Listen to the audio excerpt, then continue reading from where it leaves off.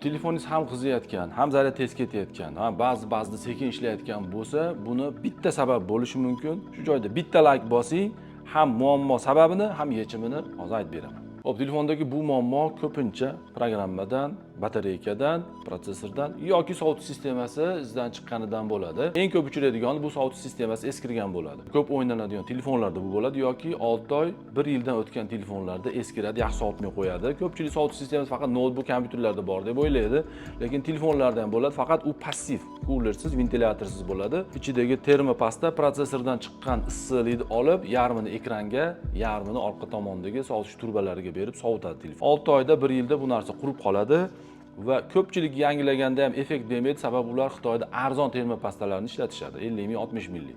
Mana bu 35-45 dollarlik Amerika uchun chiqarilgan termopasta juda zo'r effekt beradi. Termopastani yangilab profilaktika qilishdan ko'pchilikda bitta yoki ikkita sabab to'xtatib qoladi. Bu birinchisi telefonim ochiladimi deydi, ikkinchisi suvga himoyasi ketadimi deydi.